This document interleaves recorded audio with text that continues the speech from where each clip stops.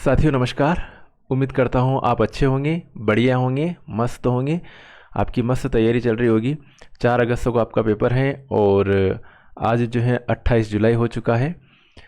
उम्मीद करता हूँ कि आपकी तैयारी हो चुकी होगी, रिवीजन कर रहे होंगे, रिवाइज अच्छे से करते रहें।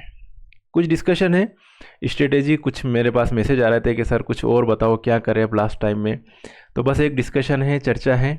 बाकी आप सभी समझदार हैं, अच्छे से तैयारी कर ली होगी, सिलेबस के अकॉर्डिंग तैयारी करी होगी, सभी के पास कंटेंट अवेलेबल होगा।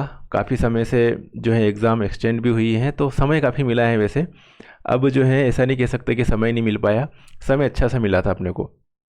तो जो तैयारी करने का मेन जो है मोटो होता है कि आपके पास सिलेबस है और अगर पुराना पेपर है तो उसके अकॉर्डिंग अपन सोच सकते हैं कि हाँ इस तरीके का पेपर आया था तो शायद इस बार भी इसी तरीके से पेपर बनेगा। आज इस वीडियो में डिस्कशन थोड़ी करेंगे कि जो पुराना कट ऑफ है 2017 का, उसके अकॉर्डिंग भी अपने अंदर थोड़ी पॉजिटिविटी आएगी कि यार 2017 का कट ऑफ इतना रहता रहेगा तो अपना भी सिलेक्शन हो सकता है। वैसे 2017 में वैकेंसी ज़्यादा थी लेकिन उसकी आधी वैकेंसी है, लेकिन फिर भी ठीक है कि हाँ वैकेंसी है और फाइट कर सकते हैं अच्छे से। कंपटीशन तो है लेकिन जो compete कर पाएगा, अच्छी मेहनत करेगा वो। तो अभी जो है एक तो जनरल स्टडी, पिछली बार जो पेपर हुआ था वो केमिस्ट्री का ही 200 नंबर का हुआ था। 2017 का असिस्टेंट प्रोफेसर का एग्ज़ाम हुआ था, पहली बार हुआ था कई सालों में। उसके बाद अब होने जा रहे हैं।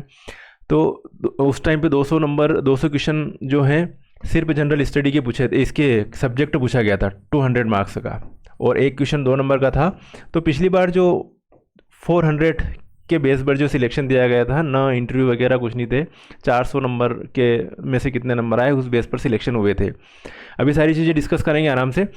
वैसे समय ज़्यादा नहीं लेकिन फिर भी थोड़ा सा समय दीजिएगा। तो इस बार जो है 200 क्वेश्चन की जगह 150 तो ये हो गए, 150 सब्जेक्ट हैं और 50 जो है जीएस और ये सब्जेक्ट है। इस बार भी 200 है, लेकिन इस बार जो है एक क्वेश्चन 4 नंबर का है, 800 है, 100 नंबर का इंटरव्यू है। तो इस बार जो है 900 के हिसाब से जो भी है मेरिट बनेगी। तो जनरल स्टडीज़ के लिए बहुत पुराना पेपर देखा है अभी जो फर्स्ट फेज़ में हुआ था असिस्टेंट प्रोफेसर का, उसमें तो उसमें जो है साहब थोड़े घबराहट तो हुई होगी, लेकिन ये इतना भी घबराना नहीं है क्योंकि जो रिजर्वेशन वाले हैं SC ST OBC EWS, इन सभी को जो है सिर्फ जो है 30% मार्क्स लाने हैं। मतलब 15 क्वेश्चन अटेम्प्ट कर लोगे, कोई दिक्कत नहीं है, अगला पेपर आपका चेक हो जाएगा। ठीक है, तो इतने नंबर तो आसानी से ला सकते हैं। इसके लिए थोड़ा सा अच्छा सा आप जो है जनरल स्टडीज़ के लिए कंप्यूटर अच्छे से करें, क्योंकि मैंने एनालिसिस किया था कि कम से कम 7-8 क्वेश्चन जो है इसके कंप्यूटर के बने थे। 7 to 8 क्वेश्चन जो है कंप्यूटर के बने थे। तो बहुत बड़ी लीड है, 8 क्वेश्चन अगर बन रहे हैं तो यहाँ पर है ना 15 नंबर तो इसी से आ जाएंगे। नहीं 15 नहीं, 4 नंबर का एक है ना, तो 60 कितने हो रहे हैं, 30 के समथिंग हो जाएंगे। तो ये चीज़ है। और ये दूसरी चीज़ है करंट अफेयर जो है, थोड़ा करंट अफेयर अगर आपने कर रखा हो, थोड़ा मंत्रिमंडल से, थोड़ी जनजाति से क्वेश्चन बन जाएगा। और कुछ जो है राइटर्स के नेम, उनकी कौन कौन सी रचनाएं हैं, वहाँ से क्वेश्चन जो है बन रहे हैं। जो पुराना जो पेपर है, इसमें जो जनरल स्टडीज़ का पेपर है, इसके अकॉर्डिंग ही चर्चा कर रहा हूँ। तो थोड़ा बस पॉजिटिव रहिएगा और थोड़ा कॉमन सेंस भी लगाते रहिएगा, रिलेट करते रहिएगा, इमेजिनेशन करते रहिएगा, तो आप जो है यहाँ तक तो आराम से पहुँच जाओगे अगर तैयारी कर रखी होगी थोड़ी बहुत भी। इतना घबराए नहीं। कुछ क्वेश्चन आपने जो रीडिंग कर रखा उसमें से बैठेंगे, कुछ क्वेश्चन कंप्यूटर के, कुछ करंट अफेयर के, ऐसे करके आप जो है जनरल पेपर तो क्वालिफाई कर लोगे।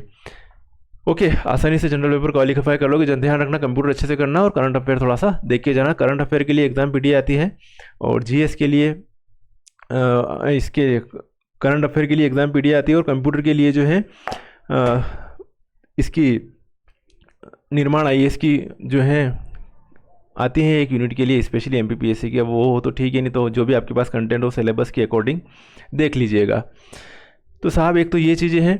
अब आपको जो है मैंने बताया था कि क्या क्या चीज़ें जो हैं पहले भी बता चुका हूँ। वैसे जो कंटेंट जो आ रहा है डिस्कशन करी थी, लेकिन हल्की सी डिस्कशन है, ज़्यादा टाइम नहीं लेंगे। जो पेपर जो है थोड़ा PGT JEE NEET और PGT के लेवल के क्वेश्चन बन रहे हैं ज़्यादातर इस AP एग्ज़ाम जो बीच की कंडीशन है ना। AP एग्ज़ाम जो होगी इसमें PGT के क्वेश्चन, JEE NEET के क्वेश्चन और थोड़े बहुत नेट के, ज़्यादा नहीं है, थोड़ा बहुत कंटेंट। ध्यान रखना ऑर्गेनिक केमिस्ट्री जो है, ऑर्गेनिक केमिस्ट्री में कुछ थ्योरेटिकल पार्ट है, वहाँ से ज़्यादा क्वेश्चन बने थे। ठीक है, थोड़े रिएक्शन से वगैरह के क्वेश्चन बने थे, रिएजेंट से बने थे, नेम रिएक्शन से बने थे और फोटो केमिस्ट्री के बने थे। तो इन दोनों को थोड़ा अच्छा से कर लीजिएगा, फोटो केमिस्ट्री, रिएजेंट और name reaction. As it is ऐसे कैसे क्वेश्चन बैठ के आएंगे। रिएजेंट के क्वेश्चन तो ऐसे कैसे बैठेंगे, नेम रिएक्शन क्वेश्चन जो आपने पढ़ रखा है वैसे वैसे एज इट इज क्वेश्चन बनेंगे। ठीक है, फोटो केमिस्ट्री में थोड़े कॉन्सेप्ट वगैरह लगेंगे, कौन रोटेटरी, डिसरोटेटरी, थर्मल, फोटोकेमिकल वाली कौन किस कंडीशन में कौन सी रिएक्शन होती है, उस टाइप की क्वेश्चन बनेंगे। हेट्रोसाइक्लिक केमिस्ट्री में एज इट इज कौन सी रिएक्शन है, किसके सिंथेसिस बनाने की कौन सी मेथड होती है, एज इट इज ऐसे कैसे क्वेश्चन बनेंगे।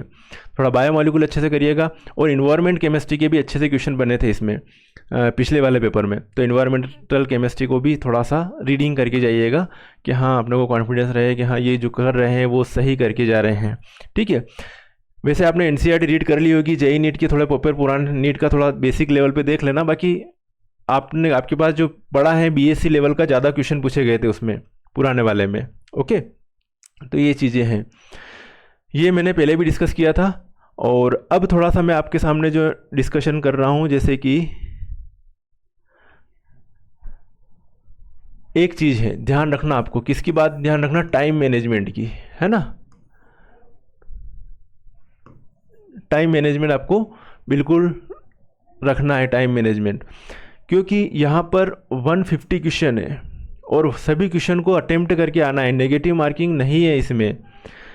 तो सभी क्वेश्चन को कम से कम रीडिंग तो करना ही है, टाइम तो चाहिएगा ही चाहिएगा। तो जिस क्वेश्चन में ज़्यादा टाइम लग रहा है उसको क्विट कर दे, बाद में लास्ट में जब टाइम बचेगा उस टाइम पे करना। ऐसा नहीं है कि जो क्वेश्चन वन लाइनर थे या वो आप उलझ गए किसी क्वेश्चन में, उलझना नहीं है, लाइफ में भी नहीं उलझना है और क्वेश्चन से भी नहीं उलझना है। बाद में देखा जाएगा कि तेरे से बाद में निपटेंगे, थोड़ा मेरा अपना काम करके आ जाओ फिर तेरे से निपटेंगे, वो वाली थिंकिंग रखोगे तो कोई दिक्कत नहीं है। दूसरी कंडीशन है, आपके पास जो टाइम बचेगा जो फर्स्ट पेपर और सेकंड पेपर के बीच में, फर्स्ट पेपर और सेकंड पेपर के बीच में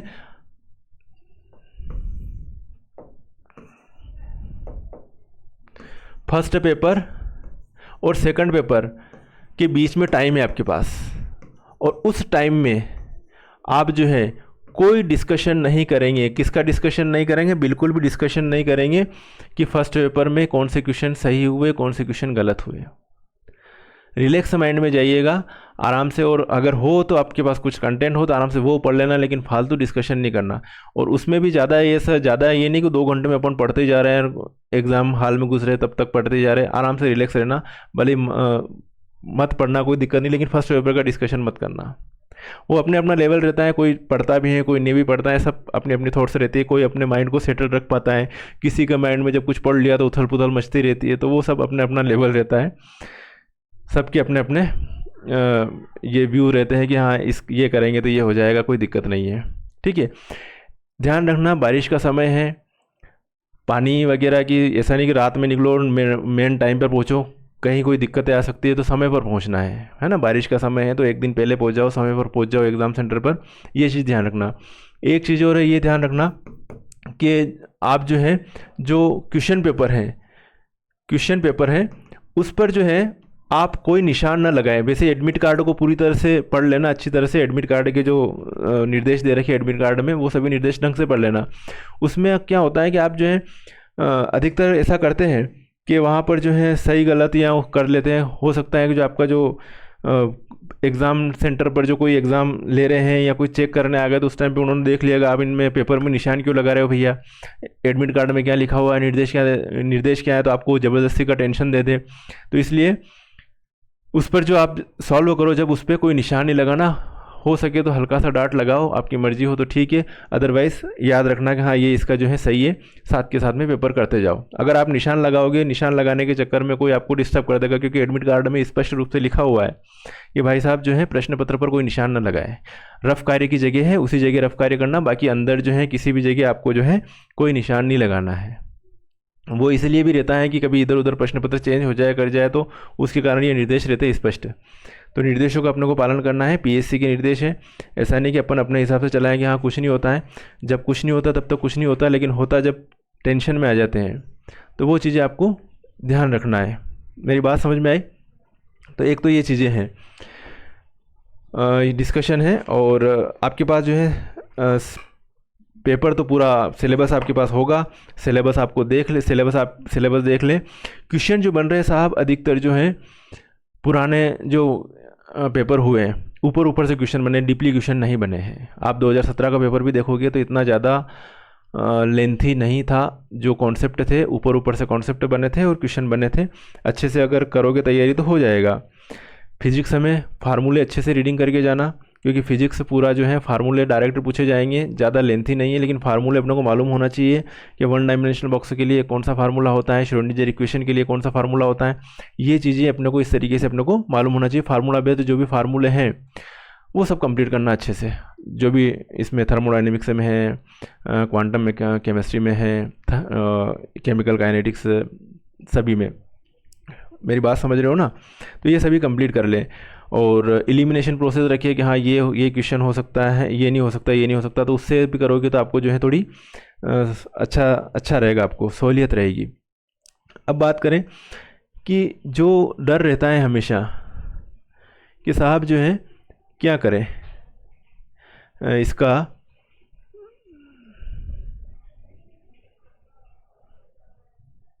कट ऑफ का कितना कट ऑफ रह सकता है, तो कट ऑफ के बारे में थोड़ा चर्चा कर लेते हैं। डरे नहीं बिल्कुल भी,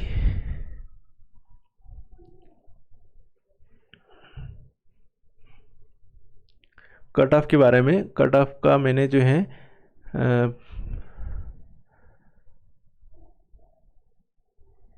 2017 का कट ऑफ देख लेते अपन। ये साहब 2017 का कट ऑफ है। अब थोड़ा सा आपको रिलैक्स मिल रहा होगा कि यार ऐसे सिलेक्शन हुआ था 2017 में, तो फिर हमारा तो सिलेक्शन होना ही है, इतने नंबर तो हम ले आएंगे, क्योंकि 2017 का पेपर भी आपने देख लिया होगा, है ना? 2017 वाला आपने पेपर भी देख लिया होगा। उसके बाद अब पेपर हो रहा असिस्टेंट प्रोफेसर का। हालांकि पिछली बार जो वैकेंसी इसमें ज़्यादा थी, 325 वैकेंसी थी, ठीक है, 325, और इस बार 160 जो है वैकेंसी है, मतलब पिछली बार से डायरेक्ट आधी। अनरिजर्वेड की पिछली बार 111 पोस्ट थी, इस बार 50 पोस्ट हैं। ओबीसी की पिछली बार 77 थी, इस बार सिर्फ 16 पोस्टें हैं, 16 पोस्टें। एससी की पोस्टें भी इस बार कम है, तो पिछली बार की तुलना में इस बार पोस्ट तो कम है, लेकिन फिर भी लड़ाई करेंगे, अच्छे से मेहनत करेंगे। हालांकि जस्ट टेंशन नहीं लेना, इसके बाद फिर वैकेंसी आ रही है, लेकिन अभी 7 दिन बचे हैं, इनमें तो अच्छे से मेहनत करना, अच्छे से तैयारी करना। ओके, तो ये जो है ये आप देखिए, जो इसमें क्या हुआ था पिछली बार का जो एग्ज़ाम हुआ था, उसमें शायद 8 क्वेश्चन के समथिंग तो इसमें डिलीट हो गए थे, है ना? 8 क्वेश्चन के समथिंग डिलीट हो गए थे, तो 8 दूनी 16, तो 384, है ना? पेपर तो बना था 400 का, लेकिन 8 क्वेश्चन जो है डिलीट हो गए थे, तो 384 जो है इसका, इनमें से मार्क्स ये आए, मतलब 384 में से 246, 274, 190। तो ये मतलब ये सोच लो कि 200 क्वेश्चन बने थे, उसमें से जिसने 111 क्वेश्चन कर लिए थे वो ओबीसी में सिलेक्ट हो गया था, 111 क्वेश्चन वाला। मेरी बात समझ रहे हो ना? 111 क्वेश्चन वाला। और इसमें जैसे कि ये एससी में सिर्फ 200 में से 91 क्वेश्चन, तो आप जोड़ लो, अभी भी 200 क्वेश्चन है, कितने क्वेश्चन अटेम्प्ट करने वाला जो क्वालिफाई हो रहा है। ओबीसी फीमेल जो है कितने क्वेश्चन, लगभग 105। 200 में से, 200 क्वेश्चन में से जिन्होंने 105 क्वेश्चन करे थे उनका सिलेक्शन हो गया, ठीक है। तो ये चीज़ें रही है पिछली बार की। अनरिजर्व्ड फीमेल 246, ठीक है, अनरिजर्व्ड मेल 274।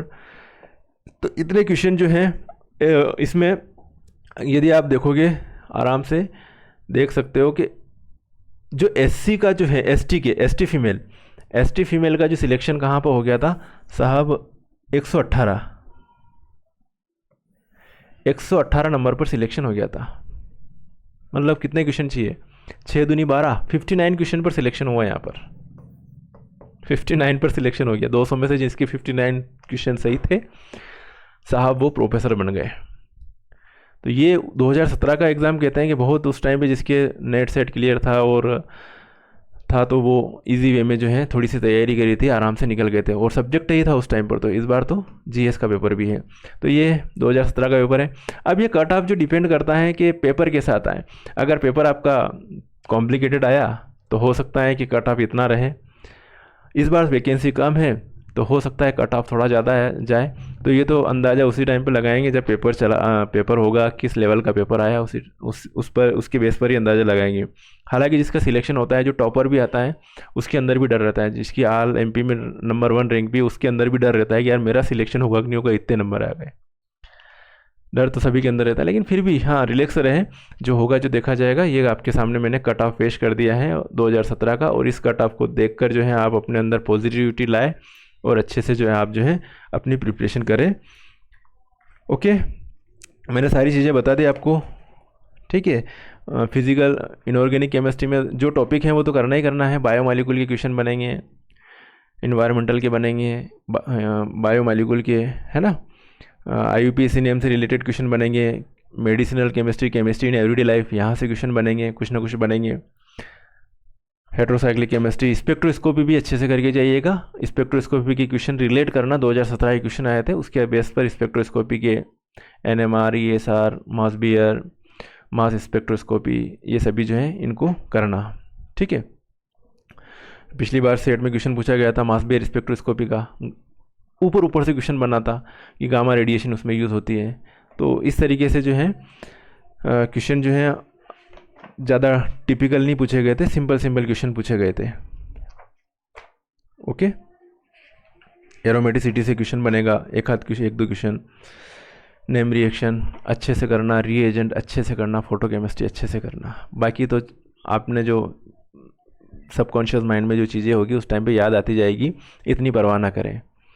और ये ना सोचे कि यार पूरे मुझे पूरे नंबर इतने 50 यहाँ पे जो सिलेक्शन हुए हैं OBC के, और पिछला जो कट ऑफ देखा उस बेस पर आप जो है पॉजिटिव रहें, ठीक है। कोई क्वेश्चन ऐसा बहुत ज़्यादा टिपिकल है तो आप नहीं कर पा रहे तो कोई नहीं कर पा रहे हैं, ऐसे क्वेश्चन बनते हैं बहुत सारे। तो इतना ज़्यादा टेंशन ना रखें, ठीक है। तो अच्छे से तैयारी कीजिएगा। और मेरे पास मैसेज आ रहे थे व्हाट्सएप पर कि सर क्या करें क्या नहीं करें, फर्स्ट पेपर की कैसे क्या तैयारी करें। तो बस फर्स्ट पेपर में कंप्यूटर थोड़ा देख लेना, करंट अफेयर थोड़ा देख लेना, और जो अपनी लेवल से थोड़ा अच्छे से सिलेबस के अकॉर्डिंग कि हाँ जो अभी पेपर आया था GS का पुराना, उसमें कहाँ से क्वेश्चन पूछे गए थे वो ध्यान रख लेना। एग्ज़ाम सेंटर पर एक दिन पहले पहुँचना, बाहर के हैं तो, जो वहाँ के लोकल है तो कोई दिक्कत ही नहीं है। और जो है थोड़ा हाइपर होना नहीं है, माइंड सेटल रखना, क्योंकि जब माइंड सेटल रहेगा तभी अंदर की चीज़ें बाहर आएगी। उथल पुथल रहेगी तो कुछ नहीं दिखेगा अपने को, ठीक है। ये चीज़ें ध्यान रखना। फर्स्ट पेपर और सेकंड पेपर के बीच में समय मिलेगा आपको, 2 घंटे का समय रहता है। 10 से 11 एग्ज़ाम हो जाएगी, फिर 1 बजे दूसरा पेपर होगा, तो बीच में आपके पास समय रहेगा 1.5 घंटा हो सकता है लगभग में, इतना टाइम तो मिलेगा ही मिलेगा। उस टाइम पे फर्स्ट पेपर के बारे में डिस्कशन ना करें और ना ज़्यादा इतना मेल मिलाप करें, क्योंकि उस टाइम पे शांत रहना ज़रूरी है, एनर्जी वेस्ट ना करें, शांत रहें। और ये इतना एनर्जी वेस्ट करोगे तो, क्योंकि वहाँ पर आपको 4 घंटे आपको समय देना है, ठीक है। तो इतना ऐसा भी नहीं कि सुबह पढ़ते ही रहे। तो अब जब अपन पढ़ते हैं तो अपना माइंड वर्क करना है, वर्क करा तो उस माइंड को वर्क करने के लिए फिर वर्क और करना, पेपर सॉल्व करना, वहाँ पर भी वर्क करना। तो माइंड को भी रिलैक्स चाहिए होता है, बॉडी को रिलैक्स चाहिए, जैसे थोड़ा माइंड को भी रिलैक्स चाहिए। हालांकि माइंड को जितना चलाते हैं उतना ज़्यादा चलता है, लेकिन वो उस वे में नहीं है। आपको उस टाइम पे आपको रिलैक्स रखना है। तो इतना ज़्यादा भी उस टाइम पे हाइपर नहीं होना कि सवेरे भी पढ़ते जा रहे हैं, फिर थोड़ा समय मिला उसमें भी पढ़ते जा रहे हैं। जितना पढ़ना है पहले पढ़ लो, ओके। 1 दिन पहले तक जितना पढ़ना उतना पढ़ लो, उस टाइम पे रिलैक्स रहना, ठीक है। सभी साथियों को मेरी तरफ से congratulation and best of luck, all the best. अच्छे से तैयारी करें, मिलेंगे फिर नेक्स्ट वीडियो में, तब तक के लिए ओके बाय, जय हिंद।